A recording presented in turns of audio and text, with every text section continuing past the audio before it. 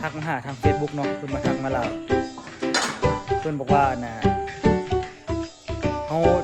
ทำอิฐนี่ก็เอาไปโรงเรียนเอาไปโรงเรียนผู้ประมาณ2ชุดมึงบ่คนอื่นพักได้นี่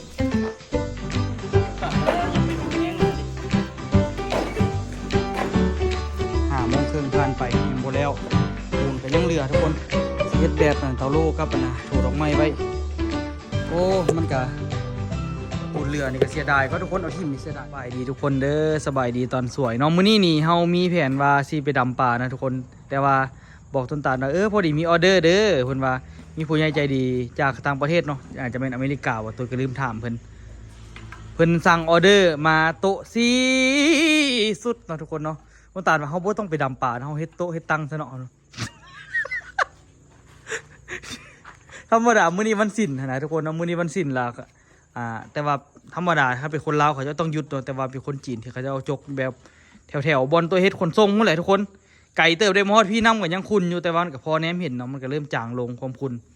แต่ว่าปัจจุบันนี้ก็หลังจากบ่ได้ไปดำป่าแล้วก็พากันมาเริ่มมัดแบบเนาะต้นตาลก็มีแห้งฮึดเนาะพอดีมีออเดอร์เข้ามาเนาะ เพื่อนว่าพอดีเพื่อนทักมาบอกว่าเพื่อนทักใน YouTube เนาะตัวก็เลยไปตอบเพื่อนแล้วเพื่อนทักมาหาทาง Facebook เนาะเพื่อนมาทักมาลาเพื่อนบอกว่าเฮาทำอิฐนี่ก็เอาไปโรงเรียนเอาไปโรงเรียนผู้ประมาณ2 ชุดเอาไปโรงเรียนมัธยม2 ชุดเนาะเพื่อนว่าเอาไปโรงเรียนมัธยมมีประมาณ1,000 กว่าคนเนาะแต่ว่าก็ไปให้อาจารย์เพื่อนเลือกเอาเพราะโรงเรียนเพื่อนกว้างเด้ให้อาจารย์เพื่อนเลือกเอาว่าอยากเอาไปไว้ใส่เพื่อนว่าอุ้ยบ่กล้าไปบ่มันไปหน่อยโพด บ่เป็นหยังเนาะอันนี้เป็นของที่เฮาบริจาคเพื่อนเฮาให้ไปเท่าใดเพื่อนก็ดีใจเบิดแหละเอาไปให้ครูอาจารย์ไปให้อย่างเพื่อนเนาะเพื่อนก็ดีใจเพื่อนก็คักกันแหละไว้แบบว่าสมมุตินักเรียนเขาเจ้ากวดกาแล้วแบ่งกันออกมาเขาเจ้าก็มีบอลพอมีบอลนั่งอ่านหนังสือเขียนหนังสือหรือว่านั่งลิ้นเนาะก็เป็นไปได้เนาะทุกคนแล้วก็โรงเรียนประถมพุ่นเนาะแต่ว่าทำอิฐคิดว่าอาจารย์แล้วนี่นะอยู่โรงเรียนมัธยมนี่ทุกคนอาจารย์แล้วเป็นคนไทยบ้านนี่แหละเราว่าถ้างบเห็นท่าแต่โดนผุนบ่ได้ปะนี้เราว่าสิมาซื้อโตซื้อตังนำเฮา2 ชุดเนาะเห็นแล้วตั้งแต่จักเดือนแล้วตั้งแต่เอาเฮ็ดแรกๆของตาลเนาะตั้งแต่เอาเฮ็ดแรกๆพุ่นแล้วก็เลยแบบว่าพอดีเห็นพอดีเพิ่นสิซื้อไปเห็น2 ชุดสินะแล้วโดยมาถามเพิ่นว่าเพิ่นอยู่คนละโรงเรียนอีกโอ้ โรงเรียนนั้นเป็นโรงเรียนบ้านวังหลวงเชิงไก่จากนี่ประมาณคันเทียบออกไก่จากเฮืองประมาณ10 ปลายลักพอได้ทุกคนไปฮอดบ้านวังหลวงเนาะโรงเรียนเพิ่นก็เป็นโรงเรียนมัธยมบ่ตาโรงเรียนประถมมัธยมฮอดแต่ม.4อ๋อฮอดแต่ม.ต้นเพิ่นอยากได้โต๊ะตังนี่2 ชุดแต่โดนแต่นานพุ่นน่ะแต่ก็ต้องขอบใจเด้อขอบใจเพิ่นหลายๆที่ช่วยอุดหนุนทั้งเฮาแล้วก็ช่วยบริจาคให้เด็กน้อยที่เมืองรองซานนี่เนาะมี2 โรงเรียนเนาะแต่ว่าอีกโรงเรียนนึงอยู่พุ่นนี่ก็คันผู้ใดอยากเป็นเจ้าศรัทธาหรือว่า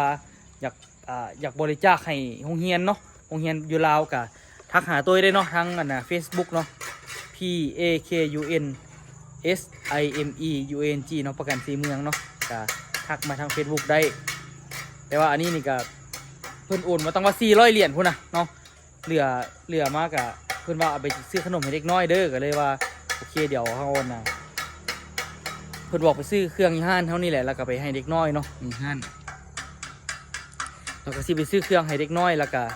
สิไปให้ก็คิดว่าน่าจะประมาณอีกพุ่นละอีก3 มื้อพุ่นละจังสิแล้วเพราะว่า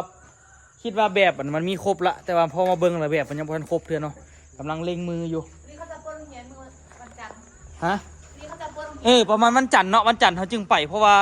มื้อนี้กับวันพฤหัสละมื้ออื่นกับวันศุกร์วันจันทร์ก็พอดีเขาเจ้าเปิดโรงเรียนแล้วก็ไปให้เพิ่นเลยเขาก็บ่ได้บอกในครูอีกได้เดี๋ยวไปเสื้อร์ไพ่เนาะเขาอันนั้นเขาไปแล้วมีคนสร้างโต๊ะสร้างตังบ่สิเนาะไปเนาะเอาได้ยินมาครูอาจารย์สร้างโบแม่นว่า2 ชุดพุ่นเขาก็เฮ็ดมาแล้วก็หยอกในครูไปบ่ได้บ่ไปสร้างก็ก็เดี๋ยวโรงเรียนนี่สร้างตกใจทำท่าไว้ละสิเว้าแล้วนี่แหละเดี๋ยวสิไปเสื้อร์ไพ่เพิ่นเนาะทั้งหมดเป็น4 ชุดโรงเรียนมัธยม2 ชุดตัวนั้น1,000 กว่าคนผู้ใดเนาะแต่ว่าก็เรื่อยๆเนาะตาเนาะมันไผที่แบบว่าอยากสร้างโตสร้างตังนำเฮาอยากช่วยสนับสนุนเฮาแล้วก็ทั้งได้บุญพร้อมเนาะช่วยแบบว่าให้นักเรียนทางฝั่งลาวก็ได้ให้นักเรียนให้เด็กน้อยนักเรียนก็มีบอลนั่งบทเขียนหนังสือเนาะ ก็สามารถสั่งนำเฮาได้เฮาก็สิเป็นคนจัดส่งให้เป็นคนเฮ็ดให้เป็นคนส่งให้เพราะว่าอันนี้กับซ้ำมาเป็นอาชีพอีกอาชีพหนึงให้เฮาเนาะตาเนาะก็ทั้งช่วยเฮาอันน่ะช่วยอุดหนุนเฮาพร้อมแล้วก็ได้ช่วยเด็กน้อยพร้อมได้แต่ว่า2เด้งเพิ่นก็ทุกคน ไปเลย หัวข้าวขึ้นมาแล้ว นี่ช่วยอันมีนาเฮานี่มีนาก็สิเกิดลูกแล้วนี่นะ พอละมอละท้องเริ่มใหญ่แล้วเด้เนาะมีนากับท้องใหญ่แล้วเด้แต่ว่าเดี๋ยวนี้นี่ยังส่องจิตส่องใจอยู่ซั่นบ่ฮู้ว่าลูกชายลูกสาวคือว่าซั่นยังได้ท่าไปรุ่นเรื่อยๆตัวนี้ ถ้าลุ้นอยู่ตรงนั้น 3 เดือนวะ สั้น14 อาทิตย์สั้นมันไป ปัจจุบันนี่3 เดือนเท่าไหร่ละจัก ฮอดวันที่วันที่31นี้ก็ได้4 เดือน 4 เดือนบ่4 เดือนคันเป็นนั่นน่ะผู้ชายนี่ก็คันเป็นผู้ชายมันเบิ่งบ่ยากคันเป็นผู้หญิงนี่สิเบิ่งยากแน่ แต่ว่าเขาเบิ่งกันให้แบบแน่น้อยขึ้นมาถึงอะนะแล้วเขาจะว่าเป็นผู้ชายแล้วแบบเบิ่งท่านอนท่าเนี่ยแหละค่ะว่าส่งคือผู้ชายแล้วแบบนี้ เบิ่งเป็นผู้ชายบางทีมันก็เป็นอันนั้นก็มันเบิ่งยากบางทีมันเป็นนั่นน่ะใส่บือนะมันเป็นเส้นนั่นน่ะใส่บือที่มันต่อออกมาหาแม่หั่นน่ะ อืม มันเบิ่งมันสิไปซองถึกตัวนั้นก็แต่ก็ต้องเบิ่งหั่นแหละทำอิดไม่สุกก็โอ้ยแล้วเบิ่งแรกๆแล้วก็โง่ยลงผู้ชายมาเบิ่งรอบหน้าโอ้ยผู้หญิงไว้ไหนมันเบิ่ง ใจบ่ ผู้หญิงเบิ่งรอบต่อไปโง่ยคือเก่าชัดเจนแล้ววันนี้บ่เปลี่ยนแล้ววันนี้ แต่ว่ามือนี่ให้มันแล้วก็มือน้ำ4-5 นิ้ว ไปเห็นหมดแล้วมือตีน อันเขาเจ้าก็มีจ่อให้เบิ่งนำตัวน้อยแล้วนอนไปเบิ่งเดี๋ยวมันมีโอกาสเดี๋ยวสิมีโอกาสขึ้นไปเวียงอยู่แต่ก็อุกอังอยู่อันขนส่งอันนั้นบ่มาจักเทื่อตั้งใจไปเอาเครื่องเนาะทุกคนก็เลยแบบว่าต้นตาลว่าสิไปนำก็คิดว่าไปก็ต้องได้นอนคืนนึงก่อนเพราะว่าอันน่ะต้องไปเวียกหลายแนวอยู่กะว่าอันน่ะสมมุติเนาะมื้ออื่นพักหน้ายางสิเลยเป็นมื้อนี้ขีดแต่เช้าแล้วเขาก็ออกไปขีดแล้วหย่อนน้ำกรดแล้วเราไปมือต่อไปก็แม่นพักหน้ายางเลยสินะก็โอเคอยู่แม่นว่าตาลหรือว่ามีน้าบ่ให้ไปอ่ะ กูมีงานเพิ่ไปเฮานี่ไปไปยังโอ้เบิ่งหักแต่ขี้เป็นแสงอี แม่นอ่ะห้ากี่ว่ะ มีหน้าได้ขี้เป็นแสงอีเฮานั่นเอง โอ้สมัครหนังห้ากันเนาะเฮ็ดได้สีรถหุ่นใดไปฮอดเนาะ รถใดบ่ได้รถมีสั้นเนี่ยเนาะสิว่า ว่าเขาเป็นเรื่องใจเลยไปในมืดนะ บ่เรื่องใจก็เนาะ ใจเลยบ่ใจเลย แม่ดอกเมื่อเขาไปกินข้าวซาวซื่อๆนั่นเลยค่ะ เพียรดี เอาไปทำให้ไปสิไปให้ก็ตาสิกลัวมันสุก ดาวหน้าหลายเท่าเป็นผู้เดียวจะบ่ไป ไปกันยังเขาสิไปนำไปต้อนเขาไป นักรถเลย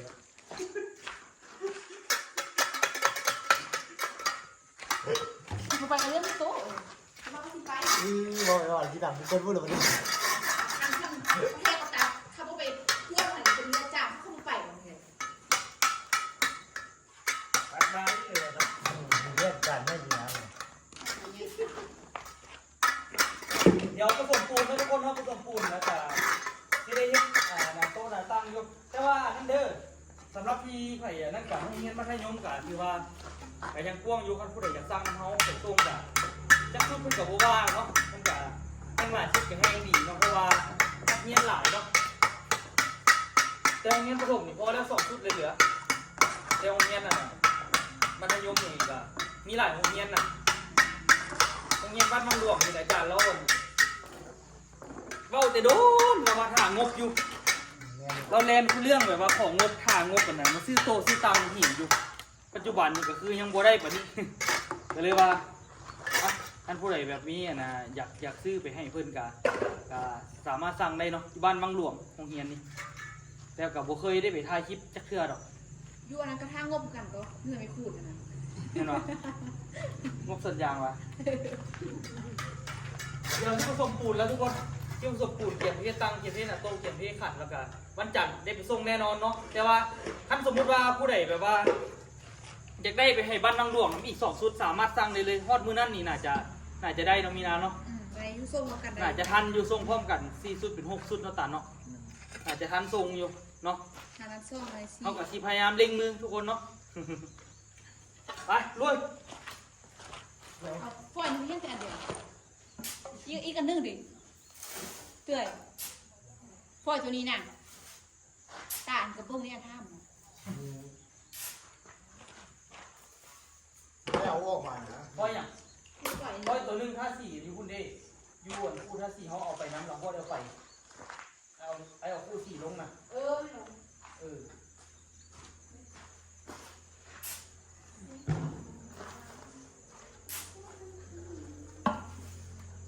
มีนาทีละตัวนี่ มีบอสมีอะไรที่มี มีระบบ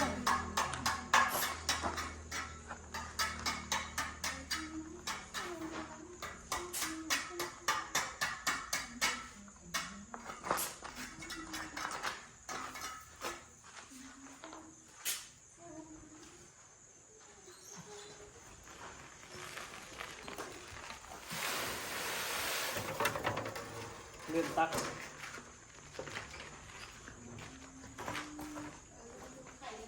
เขากับโชคดีนะมีห้องเรื่อยไปอยู่ดีดีโคตรเหมาะเลยคือมีนาว่าเลยคือเขาเฮ็ดใหม่เขาเลยแหละเฮ็ดนูนๆไปบนตั้งพี่ดี เอาทุกอย่างเนาะ เข้าทุกอย่างเลยนะโคตรเหมาะเลย แบบม ก็ อง ก็ต่าง มีบ้องจอดรถเป็นไหมครับพี่น้อง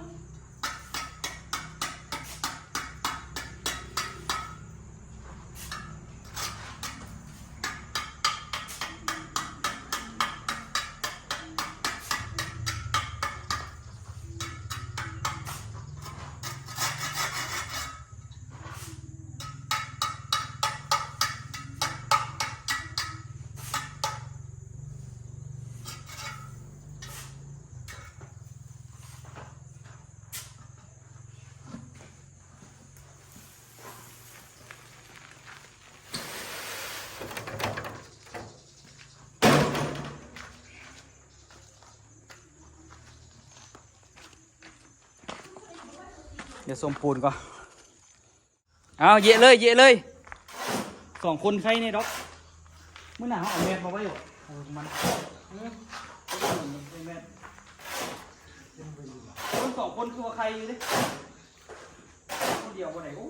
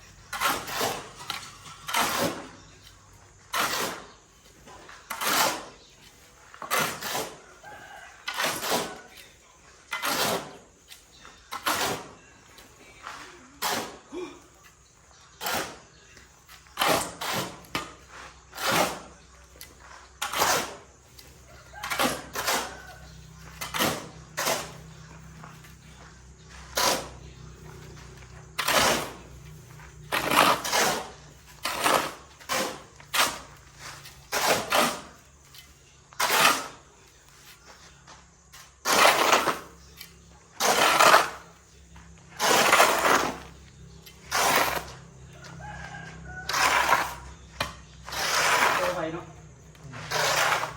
ไปพวก ตรงนี้เลยพักส่งเพื่อคุณเลือกกี่ข้านตูดกับไปนี่แหละ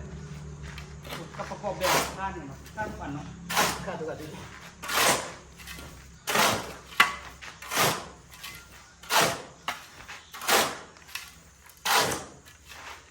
ตอนนับเงินใครเนี่ย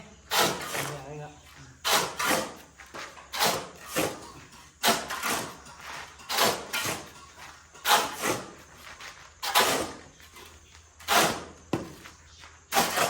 ก็ตอนจะส่งมีแฮงอยู่ก่อน ได้เงินเนาะ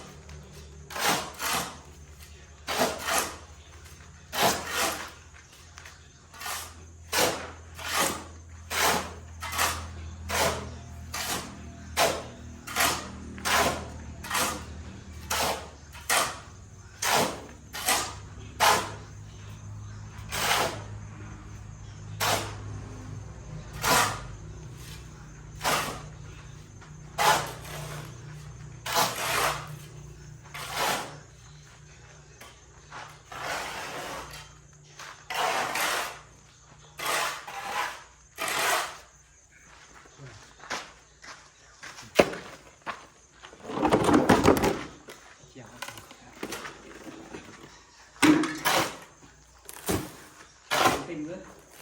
เอาอันมาไว้คนง่ายๆเลย บ่นั่นก็เสื้อสั่นครับต้องไปเชียร์อะไรเสื้อดูต้องให้เหลี่ยว ส่งก็เลยใส่แต่ผสมยาก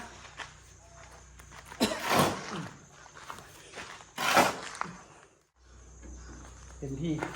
อันนี้เดี๋ยวผสมต้องผสมโปรแคนไปเลยเนาะเดี๋ยวผสมพิษอันนาให้มันเห็นแค่นเพื่อที่ไปเซขันเล็งมือก่อนคนอื่นพักได้นี่ต้องการแล้วอยากไปบุญแห้งมาสันดิเบิ้ลอย่างถ้าว่าเอาไปหลายมีดผู้อื่นก็ขี้ดีกว่าดิบอกว่า 3-4 ตอน เดี๋ยวสิมีแห้งเลยเดี๋ยวสิมีแห้งไป เอาไปนะของมันต้องมีจ้ะ เดี๋ยวสิโหดเลย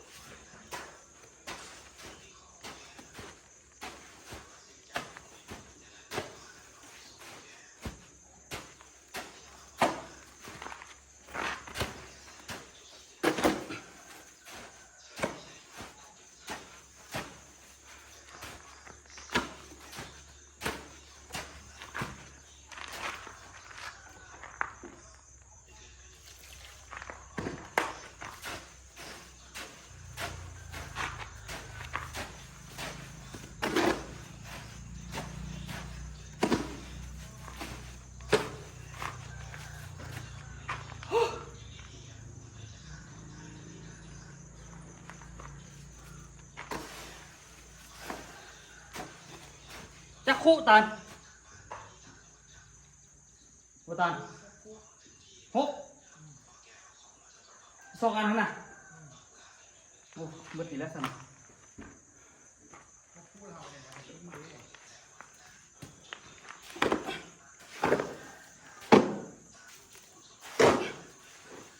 คนยากขนาดก่อนคนนี้นี่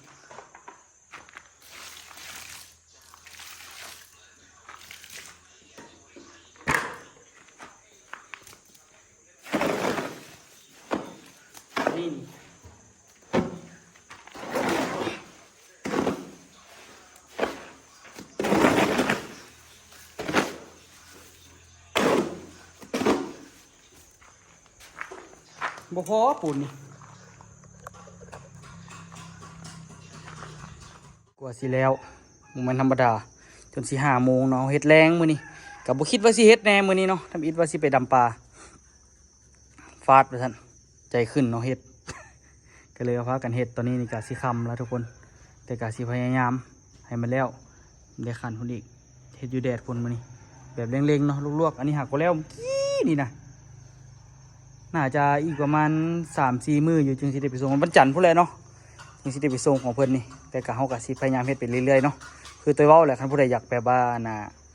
เอาไปช่วยอีกของเฮียนบ้านบางหลวงเนาะก็สั่งได้เด้อเนาะไปที่อยากช่วยบริจาคเนาะโต๊ะหินให้กับโรงเรียนไปให้นักเรียนไว้เรียนหนังสือเนาะ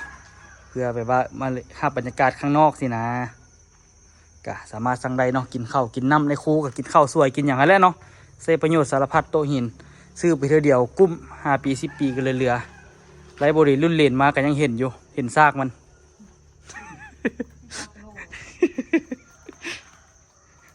เห็นแต่แล้วเรารักษาดอกคันว่าเอาอย่างไปฟาดมันกับว่าแตกดอก โอ้ตั้งตังไว้ขโมยโยค มัน ดี ก็ ว่า ซ้ำเพื่อนนั่งหนึ่งกว่าไอ้ตัวทำเอา เนาะ เอาตังไว้นั่งซื้อก็ไปทุบไปนั่นมา นี่ก็พยายามโบกทุกคนให้มันงามๆเนาะให้งามๆให้มันนั้นดีๆจึงไปส่งเพิ่นผมไม่เฮ็ดอันมาลำมาลอยเด้เนาะเฮ็ดก็เฮ็ดดีๆตั้งใจเฮ็ดทุกหน่วยให้ออกมาดีที่สุดเนาะเท่าซีเฮ็ดได้คันว่าเฮ็ดแล้วมันสุดๆแล้วก็เอ้าลูกน้องเฮ็ด ไม่ได้เบิ้งของเข้านะ บ่ได้เบิ่งต้องขอจักบาทเลยเต็มที่นะทุกคนแต่ละมือนี่กะใช้ชีวิตเต็มที่ขนาดที่คำแล้วทุกคนเดี๋ยวนี้ต้องได้เล็งมือเนาะได้เล็งมือซวยๆกันมันแล้วไวๆโดยกะอีกประมาณอันนี้นี่กะประมาณ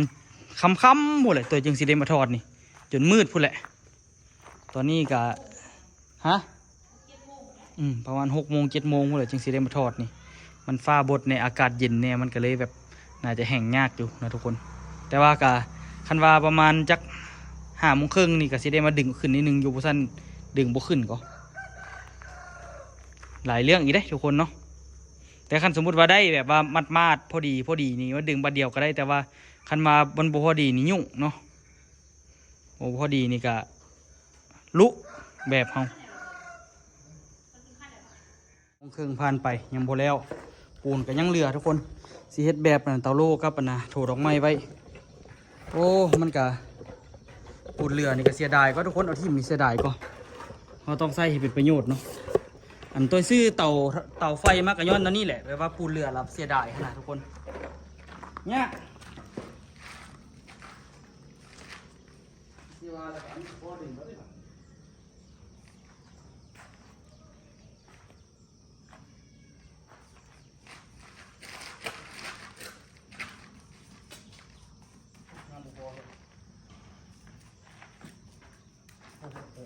ดึงเยอะๆเท่านั้นพอเพราะมันสิแตกเป็นย่านนั่นน่ะให้บอกมันสิรุดออก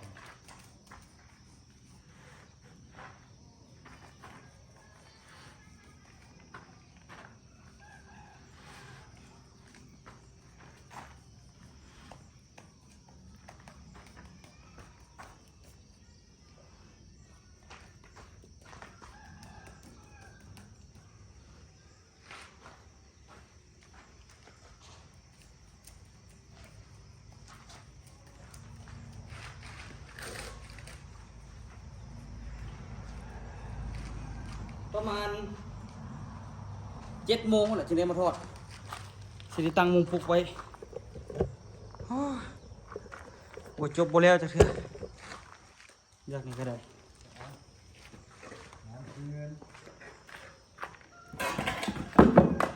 โอ้ยนั่นยังบ่รวยจักเทื่อทำได้เนาะสิรวยเลยเนาะอากาศเย็นเข้าเลยเดี๋ยวนี้ โต้ยแค่โต้ยนะ ฮะ เราเทียนเงินแล้วกันโต้ยเขาแค่โต้ยนะ เขาแก้วปะนี่เป็นเซียวได้บ่เขาแก้ต้องมีเมียน้อยเด้เออ แค่เป็นเขาเทียนนะ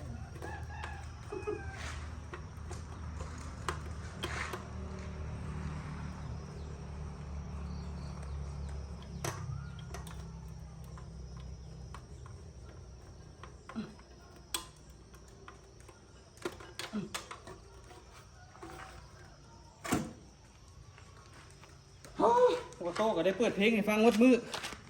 ที่มือสักอันนี้ก็ได้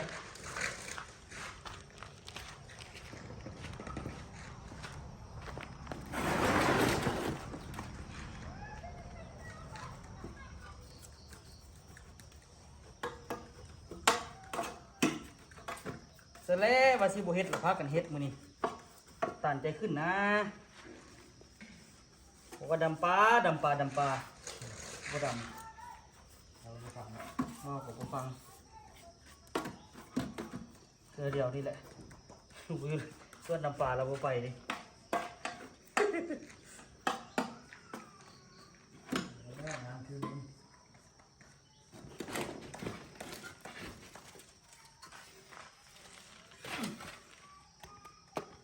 แต่ก็ออเดอร์เพิ่นมากับมีกำลังใจทุกคนมีออเดอร์มากับมีกำลังใจเฮ็ดเวียกเรื่อยๆแล้วตาเนาะอย่ามีออเดอร์กับนั่งเหงาเหมือนบ่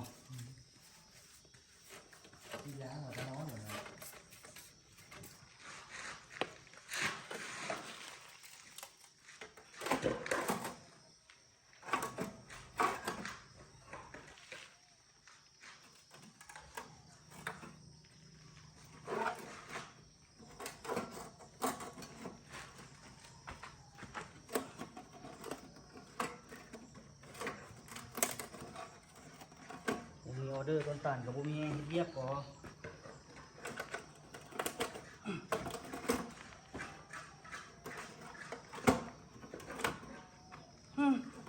มันก็เลย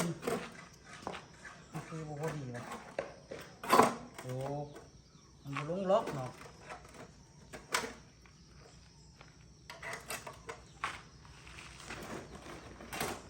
ซื้อแบบนี้ก็แพงกว่าทุกคนเด้แล้วได้ฮู้สิได้เงินนำมัน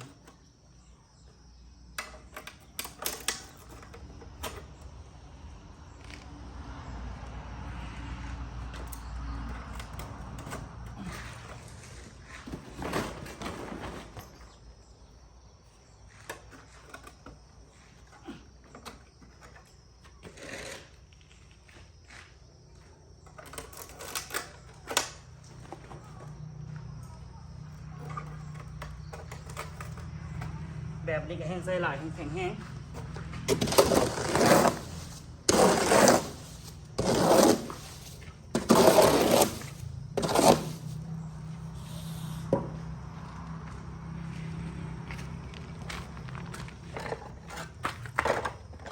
มืดเข้าละ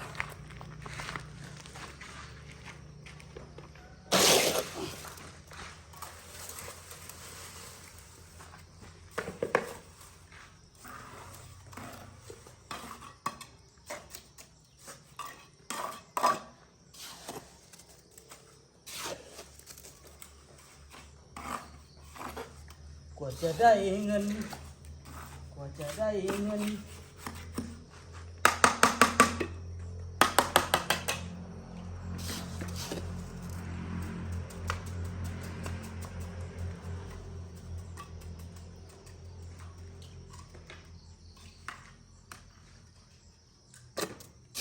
ใส่เล็กกว่าทุกคนอันนี้ก็ได้มืดแล้วทุกคนมืดของแท้บัดนี้แต่มาเสร็จเนาะแล้วก็ปูนก็พอดีซ้ำเบิดละกลับบัดนั้นไปส่งต้นตาลอยู่เฮือนแต่ก็ได้เปิดแฟลชใส่มันกระเทินเนาะต้นตาลเนาะถ้าว่าสิบ่เฮ็ดก็กระเทินเฮ็ด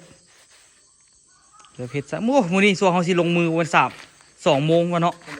2 โมงปลายธรรมดาต้นตาลมานี่ก็ประมาณ11 โมง12 โมงบางทีก่อนยอดอย่างเลย ชูแหงไล่เด้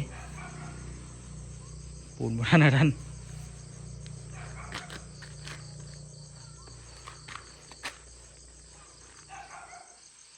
เดี๋ยวไปส่งต้นตาลที่เฮือนทุกคน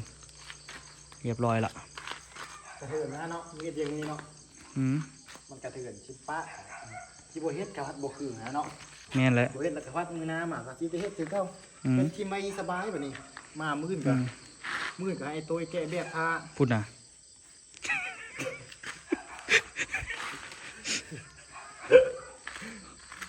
มีแต่แก้แบบไปแล้วก็ท่าแต่โบกก็เลยเนาะแก้แบบไปท่าแต่โบกอันนี้ก็ยังสิได้ท่าดึงอยู่ได้นี่ท่าดึงแบบนี่7 โมงวันแล้วจึงมาอีกค่ำมื่นครับเขาจะได้แก้ขั้นทันแก้ละ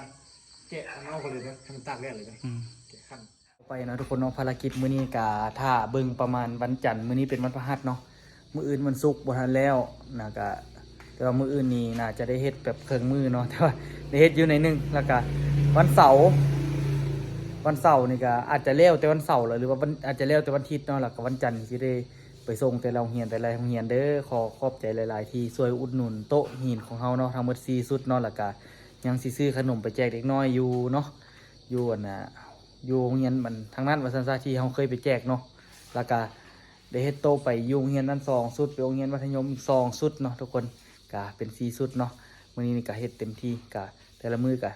เฮ็ดโต๊ะเฮ็ดตังที่อย่างนี้แหละเนาะพอแบบว่าบ่ได้อยู่ล่าว่าซั่นซะถ่ายคลิปไปแน่เฮ็ดโต๊ะเฮ็ดตังไปแน่ค่าขายเครื่องไปแน่นี่แหละเฮ็ดหลายๆอย่างเนาะจึงสิได้พอค่าอันน่ะจ่ายค่าหวยเนาะบ่ซั่นบ่รอด คู่มื้อนี้จ่ายค่าหวยหนักเพราะว่าหวยที่เปียมาแม่นมาเฮ็ดห้านนี่เบิดแล้วก็ซื้อเครื่องเข้าห้านเนาะเป็นส่วนใหญ่เนาะตอนนี้นี่ก็สวยๆแต่ว่ามันก็ใกล้สิเบิดเด้เพราะว่าเฮาใส่ก่อนหน้านี้แล้วมีตัวใหม่แน่แล้วก็มีตัวเก่าในที่เฮากำลังเข้าเนาะแล้วก็มันก็สวยๆได้หลายเติบทุกคนเฮ็ดโตอย่างก็พอได้ค่าหวยกันซะเนาะทุกคนเนาะใครที่มักคลิปนี้ก็อย่าลืมฝากกดไลค์กดติดตามช่องตัวย่อย2รอบพอเลาะเด้อเพื่อเป็นกำลังใจให้เฮ็ดคลิปต่อไปเนาะก็สิ สิพยายามเฮ็ดให้เต็มที่ที่สุดเนาะออโต้ก็กำลังให้คุณยันกำลังกวาดหน้าผ่านเนาะ ไปเจอกันคลิปหน้าทุกคนบ๊ายบายสบายดีเด้